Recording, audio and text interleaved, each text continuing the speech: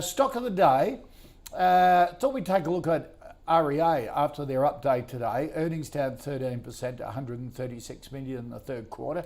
Group puts it down to challenging macroeconomic conditions in Australia. Group warns that planned investment in its Indian unit will result in deeper earnings losses, resulting in total group operating costs increasing to the mid-single digits. REA continues, though, to expect a mid-teens loss in fiscal 2023, still reflecting a tough market, but pointing towards the fact that maybe things have stabilised in the property market.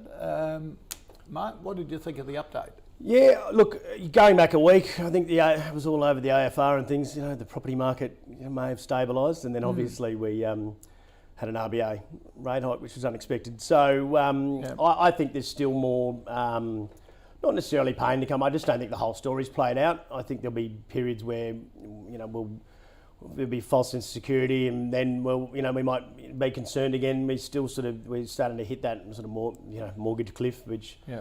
We'll just see what the results are there, whether that 10% really makes a massive difference. But I mean, in a way, I think that uncertainty may drive a little bit of traffic to the site.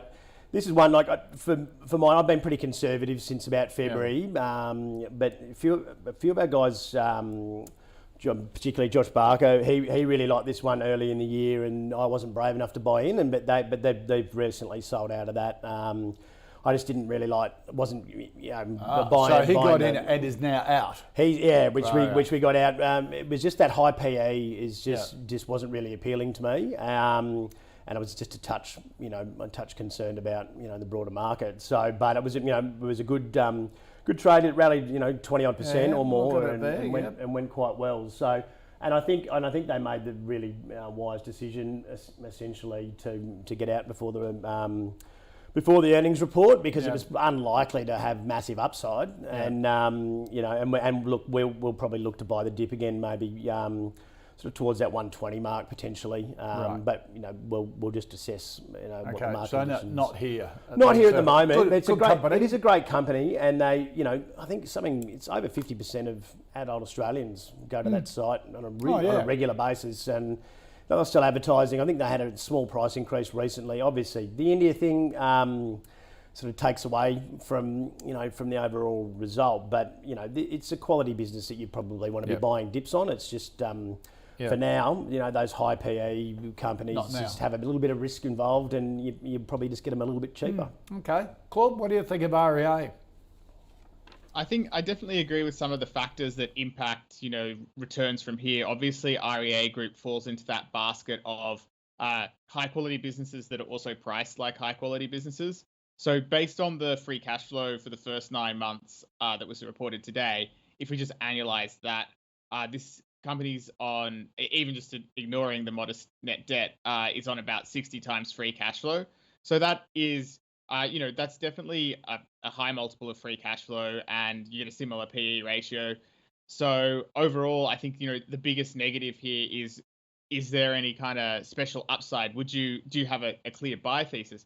Having said that, I wouldn't call it a sell, because there may well be people that, have a long-term view and have maybe held it for many years, and also, intend to hold it for many years. And I don't think, I think that basically this is correctly priced high. Now, I think that it's okay to hold some high-priced, high-quality stocks in your portfolio.